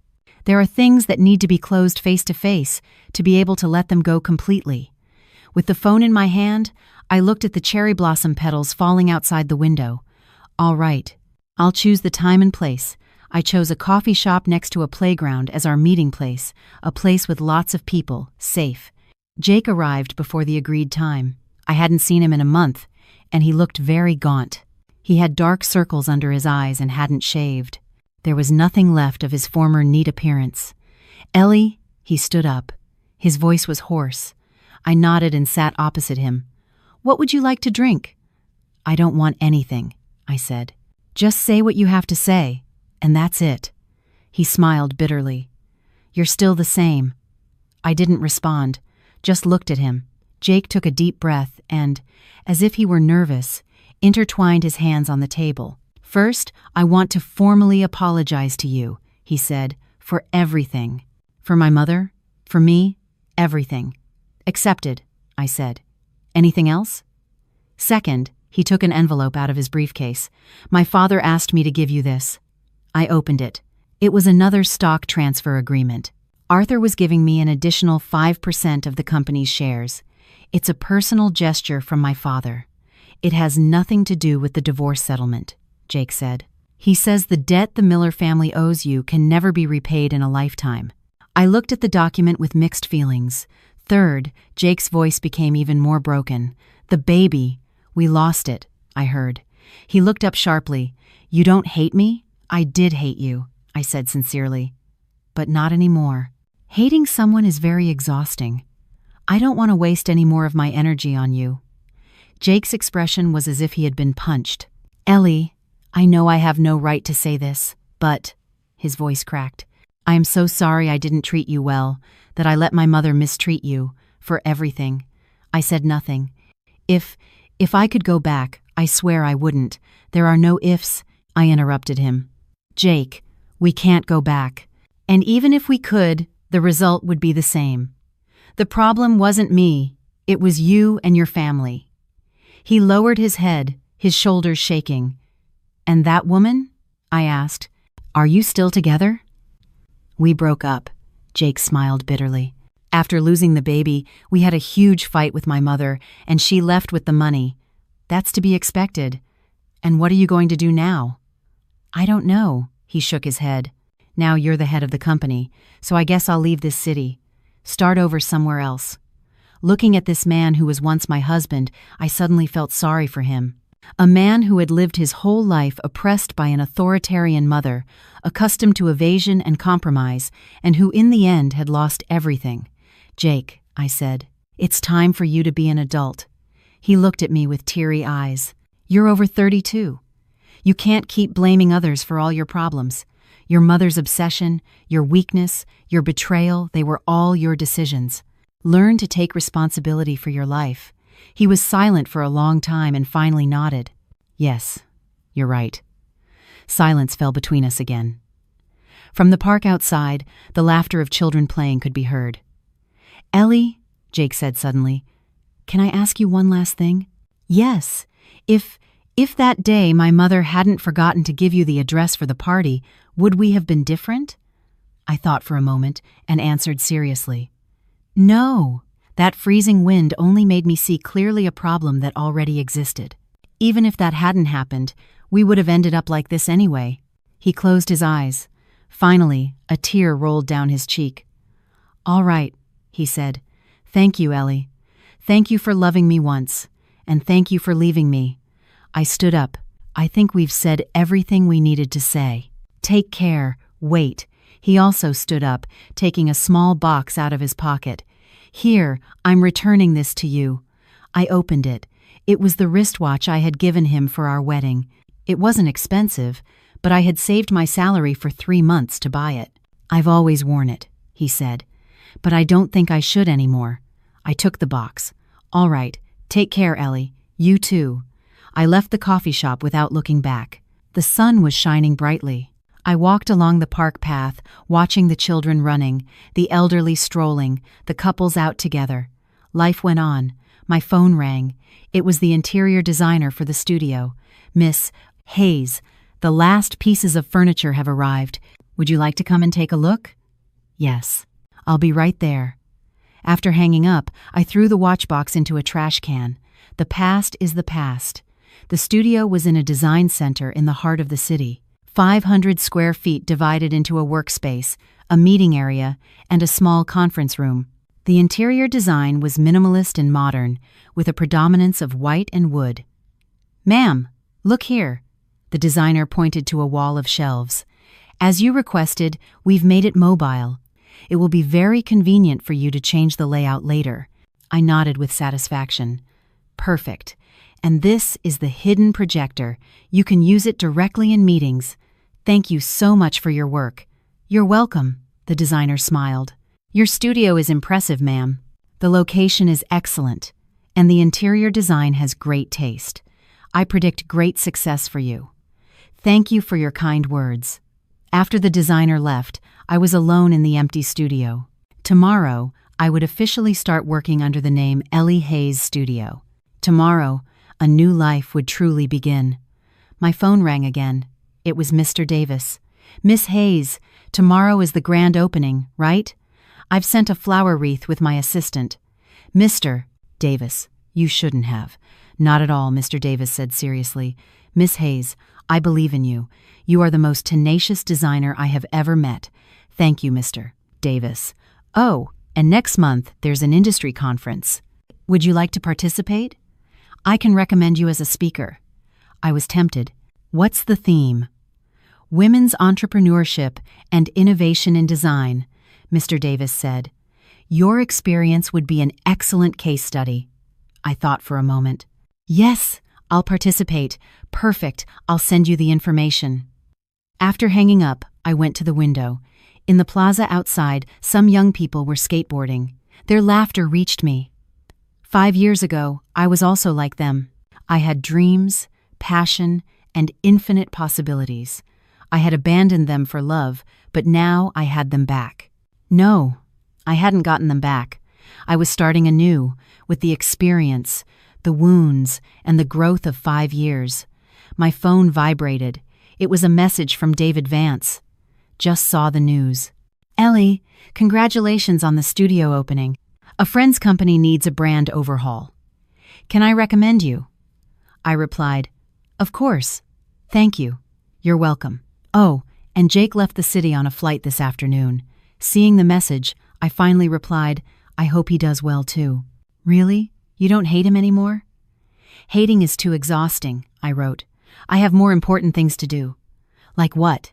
Like making my studio successful, helping women like me, and most importantly, living my life well. David sent a smiling emoji. Ellie, you're incredible. Just call me Ellie, I said. Thank you so much for your help all this time. Ellie, he replied. I hope everything goes great for you from now on. I put my phone away and took one last look at the studio. Everything was perfect. I couldn't wait for tomorrow. 2 months after opening the studio, I received an official invitation to the industry conference, the Forum on Women's Entrepreneurship and Innovation in Design. I was the third speaker and had 20 minutes. 20 minutes? Sophia said, looking at the invitation. What are you going to say in 20 minutes? Your 5-year story could be a 30-episode series. I laughed and took the invitation. Well, I'll have to get to the point. And what's the point? I thought for a moment. A voice. Yes, I said, that all women have the right to have their own voice, and that voice deserves to be heard. Sophia was silent for a moment, then nodded firmly. Brilliant, Ellie. Show them what you're made of. For the next 2 weeks, I managed projects during the day and prepared my presentation at night. The studio had been non-stop since it opened. I hired 2 recent graduates as assistants. They were energetic, full of ideas, and most importantly, they looked at me with admiration. Boss, here's the market analysis report you asked for. One of the employees handed me the documents. I skimmed the report logical, with detailed data, and even their own analyses and proposals. Very well done, I praised them sincerely. After they left, I stood by the window, watching the hustle and bustle of the district. I hadn't felt this sense of fulfillment in a long time. This was life. My phone rang. It was Attorney Shapiro. Ellie, are you all right? Yes, go ahead. Jake's mother has been hospitalized. A cerebral hemorrhage, and her condition is serious. I gripped my phone tightly. The doctor says it's due to extreme stress, the lawyer continued. Jake has returned to Chicago and is at the hospital. He's telling me this because he hopes you'll go see her. Does he? No, the lawyer immediately denied. I just thought you should know. After all, she was once your mother-in-law. She was once my mother-in-law. We lived under the same roof for 5 years, and the fact that she was bedridden was not entirely unrelated to me. All right, thanks for letting me know. After hanging up, I sat in my chair, motionless, for a long time. Should I go? Out of decency, it seemed I should, but emotionally, I didn't want to. My phone rang again. It was Jake. I hesitated for a long time and finally answered, Hello, Ellie? Jake's voice sounded exhausted. My mother wants to see you. I said nothing. I know it's shameless of me to ask this, he said urgently, but the doctor says she doesn't have many days left. She keeps repeating your name, and what does she say while repeating my name? Jake was silent for a moment.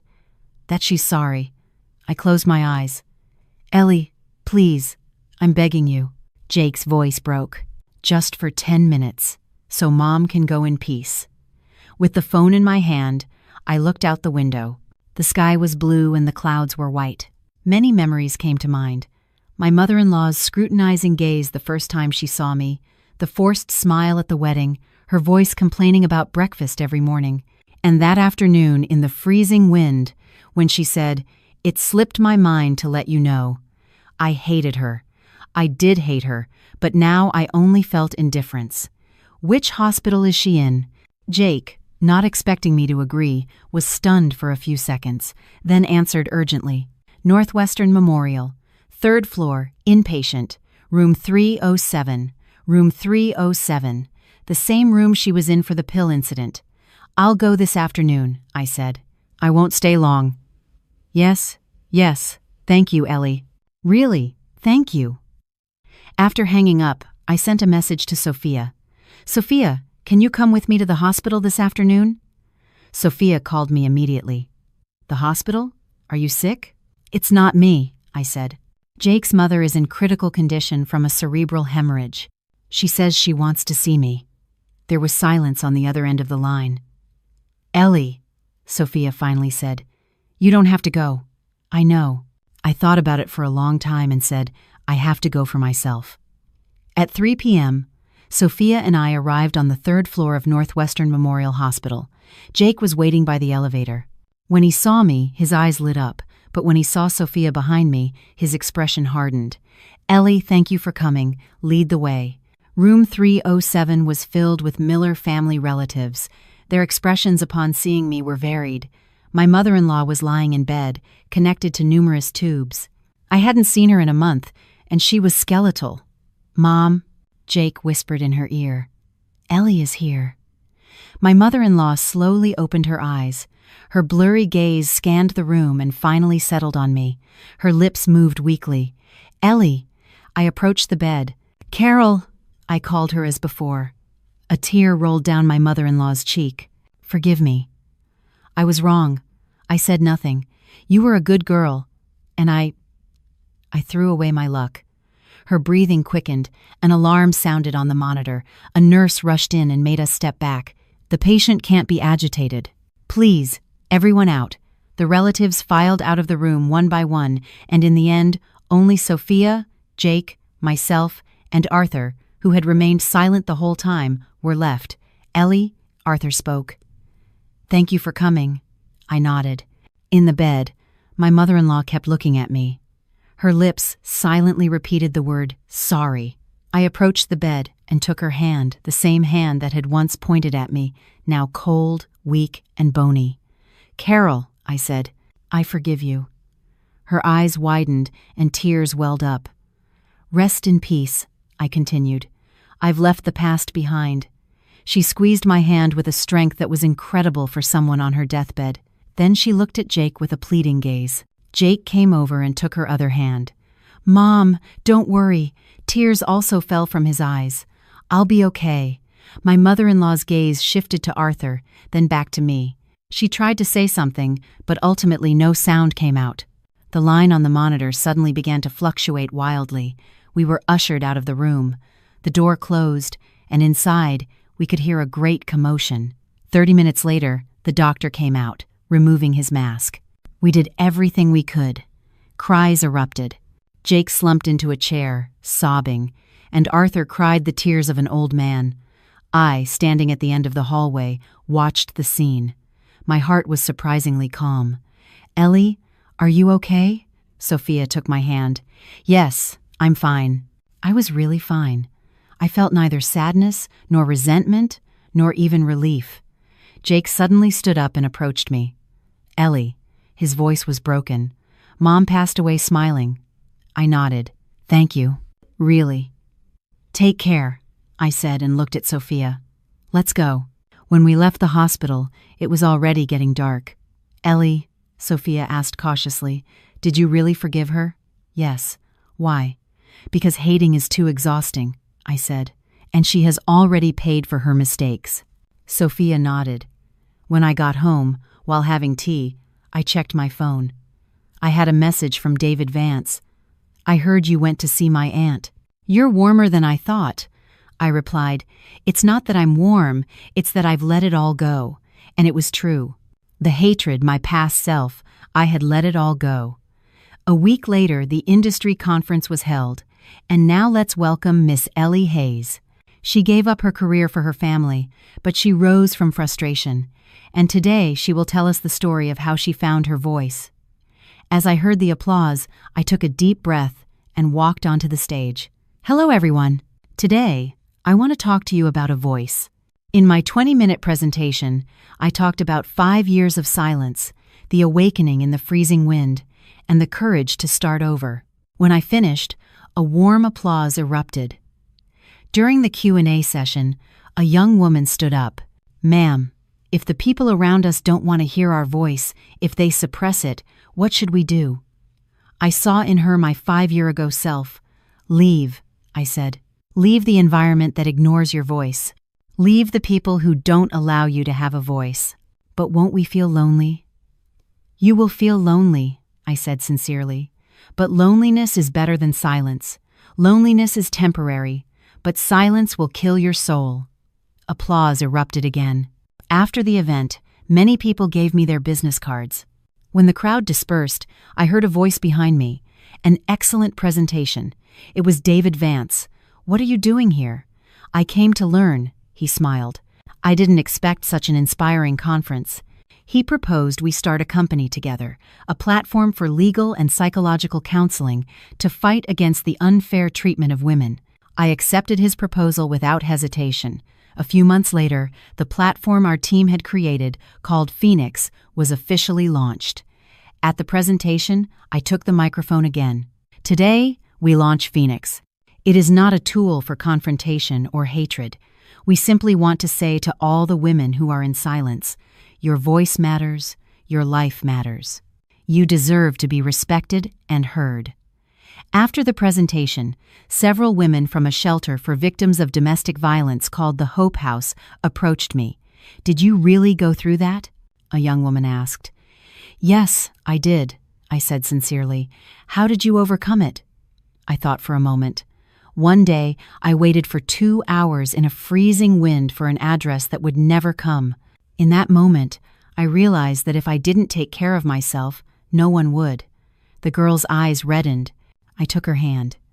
"So the first step is to start taking care of yourself."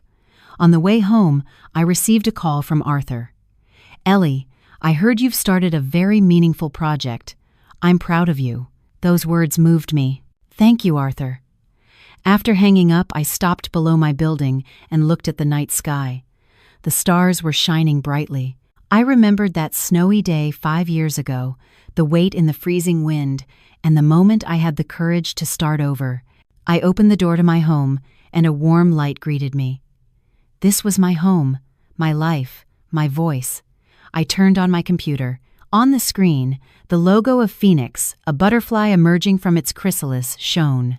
On its wings, 2 words were engraved in small letters: freedom.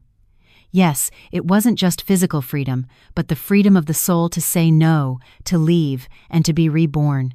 The sky in the east was beginning to lighten. A new day, a reborn day, was beginning. Ellie's voice, now alongside many others, was moving toward the light.